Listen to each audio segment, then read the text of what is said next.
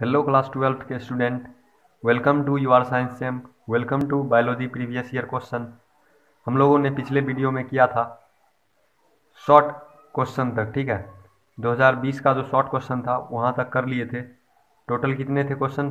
तो 20 थे, ठीक है। 20 हम लोग कंप्लीट कर लिए थे। आज हम लोग करेंगे दोस्तों लॉन्ग आंसर क्वेश्चन, जो कि है 21 नंबर से। समझ गए कितने नंबर से है? 21 नंबर से। तो बिना किसी देरी के जल्दी से शुरू करते हैं क्वेश्चन नंबर 21।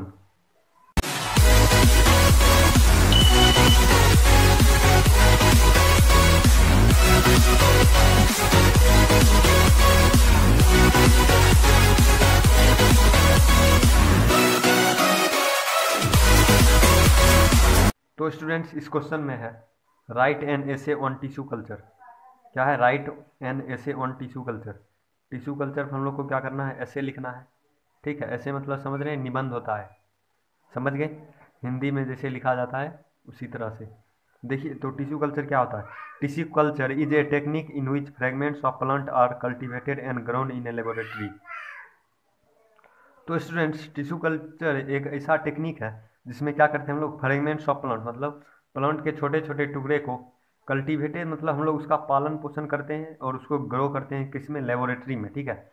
ये कौन सा प्रोसेस हो जाएगा? ये लेबोरेटरी प्रोसेस है टिश्यू कल्चर, ठीक है। टिश्यू कल्चर एक लेबोरेटरी प्रोसेस है। और देखिए, many times the organs are also used for this technique. कुछ समय मतलब कभी कभी क्या होता है कि इस टेक्निक के लिए हम लोग को ऑर्गेन की भी आवश्यकता पड़ती है। ऑर्गेन से भी हम लोग इस टेक्निक का कर सकते हैं, ठीक है। इस टेक्निक को हम लोग ऑर्गेन से भी कर सकते हैं, ठीक है। The media use for growth of the culture is broth and agar. मतलब ये जो टिश्यू कल्चर है, ठीक है, उसमें कौन सा स्रोत चाहिए? तो वो स्रोत कौन सा है? Broth and agar. समझ गए? टिश्यू कल्चर का यही स्रोत है, ये दोनों ब्रोथ एंड एगर जो है इसी के द्वारा होगा टिश्यू कल्चर, ठीक है दोस्तों। अब देखिए क्या है उसके बाद, क्योंकि ये 5 मार्क्स का क्वेश्चन है दोस्तों, तो बड़ा थोड़ा लिखना पड़ेगा ताकि हमें 5 मार्क्स फुल मिल जाए। समझ रहे हैं? और देखिए, this technique is also known as micropropagation. इस टेक्निक को हम लोग और क्या कहते हैं? Micropropagation. समझ रहे हैं? इस टेक्निक को क्या कहते हैं? Micropropagation. It has proved beneficial for the production of disease free plants and increase plant yield in developing country. मतलब इस प्रोसेस से क्या हो सकता है कि प्लांट जो भी प्रोड्यूस होगा वो डिजीज फ्री रहेगा। समझ रहे हैं? डिजीज फ्री रहेगा मतलब उसमें कोई भी डिजीज नहीं होगा उस प्लांट में। और वो क्या हो जाता है? इंक्रीज क्या हो जाता है? इल्ड। मतलब कि जो कोई डेवलपिंग कंट्री है, अगर वो इस टेक्निक का यूज करे तो वहाँ पर प्लांट का जो इल्ड है वो बहुत ज़्यादा हो जाएगा। समझ गए? तो इस टेक्निक के द्वारा हम लोग किस किस पौधे को बना सकते हैं? तो पहला है oil palm, banana, eggplant, pineapple, rubber tree, tomato, sweet potato, ये सब, ठीक है। पहला है ऑयल पाम। दूसरा क्या है दोस्तों? बनाना मतलब केला।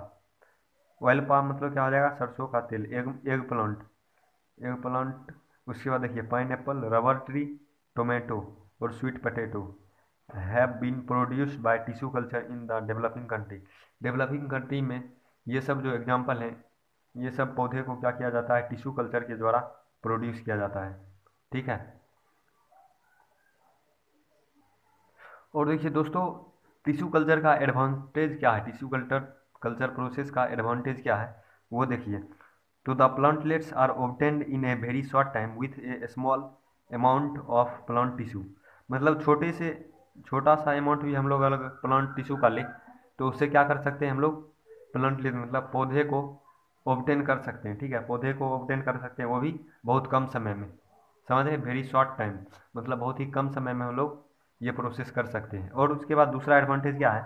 The new plants which are disease free. मतलब न्यू प्लांट जो प्रोड्यूस होगा वो क्या होगा? वो डिजीज फ्री रहेगा।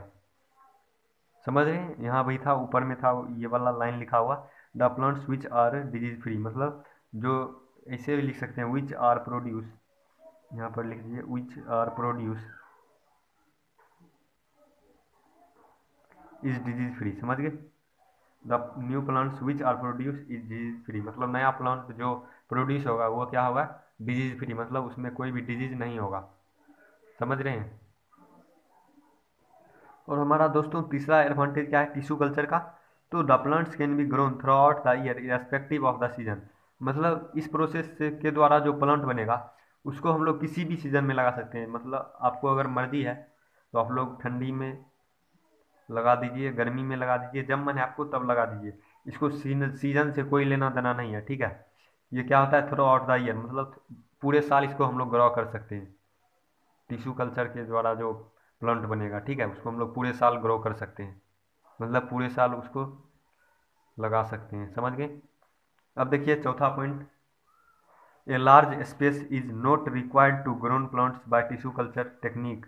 ठीक है, टिश्यू कल्चर टेक्निक के द्वारा जो है हम लोग को लार्ज स्पेस की आवश्यकता नहीं है, मतलब बहुत ज़्यादा जगह की आवश्यकता नहीं है टिश्यू कल्चर करने के लिए, थोड़े से जगह में भी ये हो सकता है, ठीक है। तो देखिए the production of new varieties in the market place speed up, मतलब इससे जो न्यू वेराइटी का प्रोडक्शन होगा वो मार्केट में हो सकता है कि स्पीड अप, मतलब मार्केट में बहुत ज़्यादा उसकी डिमांड बढ़े। समझ गए, बहुत ज़्यादा डिमांड बढ़ेगा उसका मार्केट में। अब देखिए टाइप्स ऑफ टिश्यू कल्चर क्या क्या है।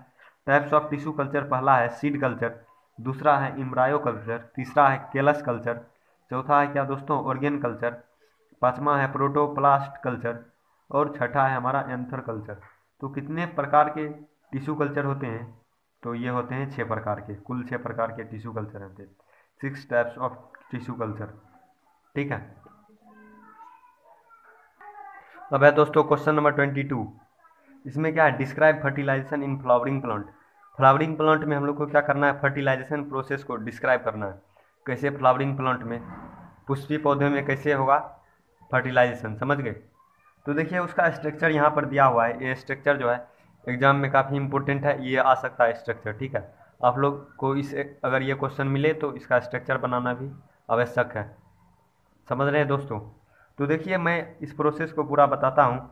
तो ये होता है in flowering plant the male gametes are carried to the egg by a pollen tube and the process is called क्या है साइपोनोगेमी। मतलब इसमें क्या होता है फ्लावरिंग प्लांट का जो मेल गैमेट होता है उसको एग मतलब पोलन ट्यूब के द्वारा ओवन तक पहुंचाया जाता है, ठीक है।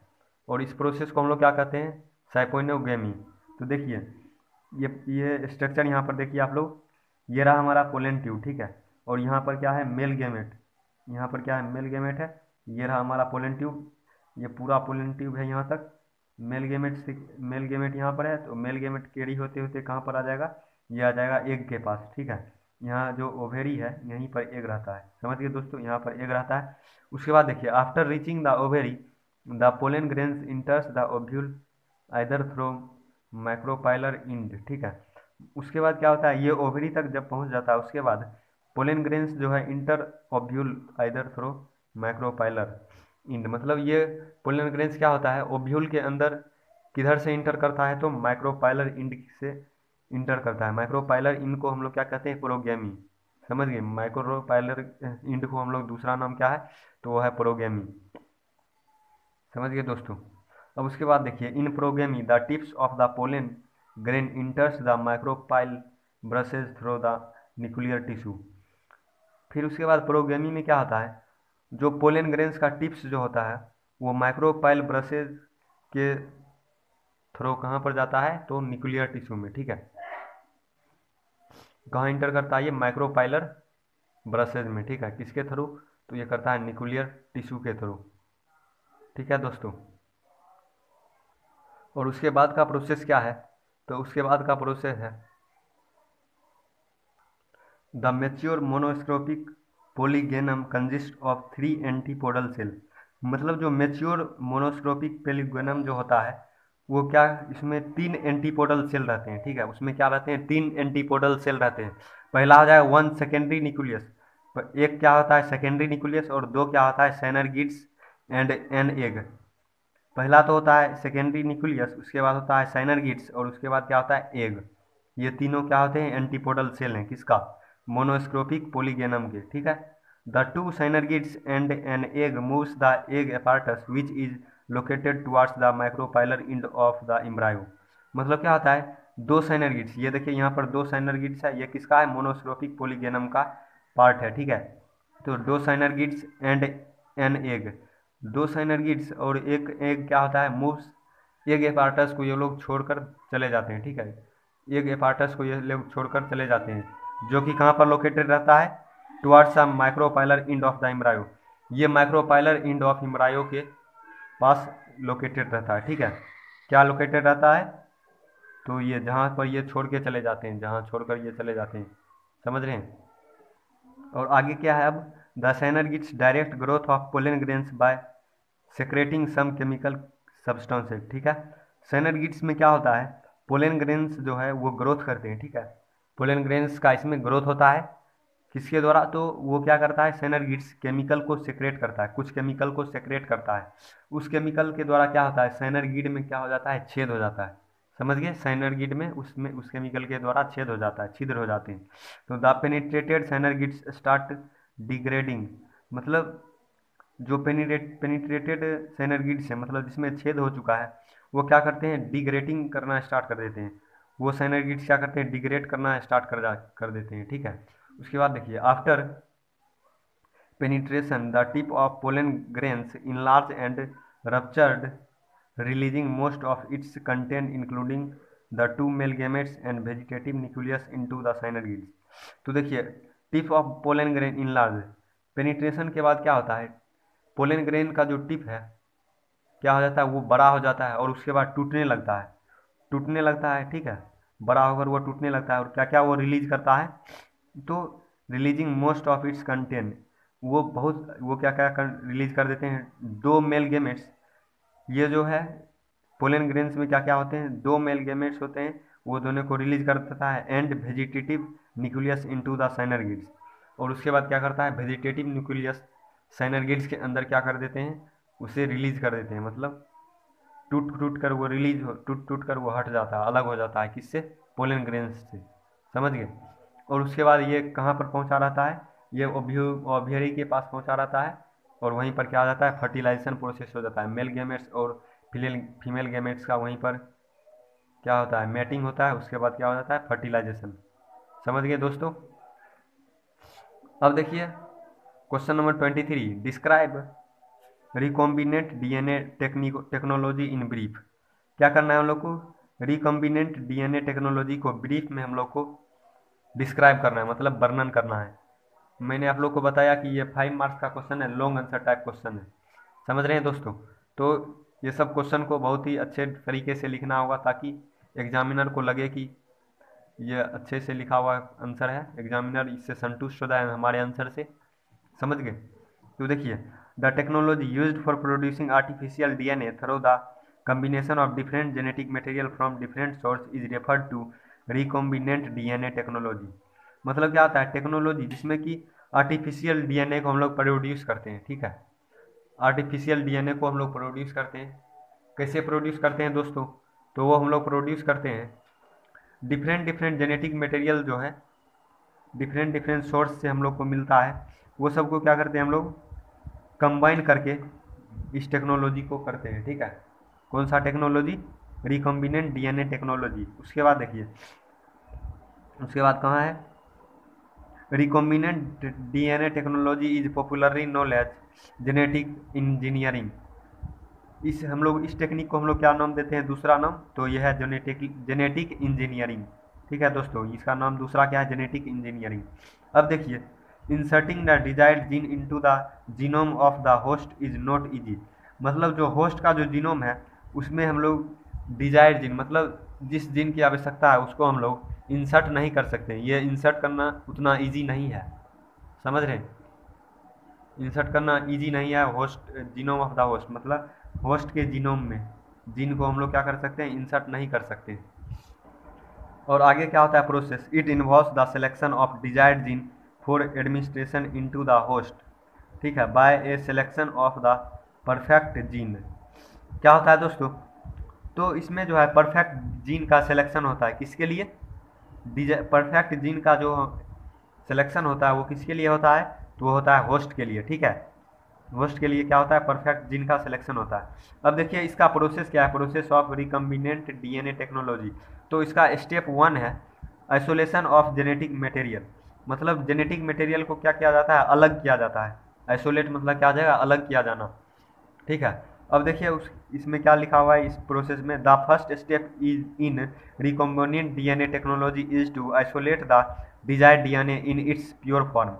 मतलब इसमें क्या किया जाता है, डिजायर्ड डीएनए मतलब जिस डीएनए की आवश्यकता है हम लोग को, उसको प्योर फॉर्म में आइसोलेट मतलब उसको प्योर फॉर्म में अलग किया जाता है।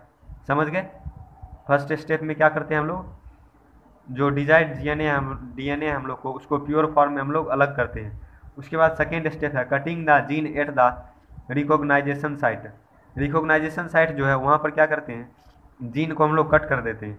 ठीक है, जीन को हम लोग कट करते हैं। और तीसरा स्टेप है हमारा amplifying the gene copies through polymer, क्या है यह, पॉलीमरेस चेन रिएक्शन।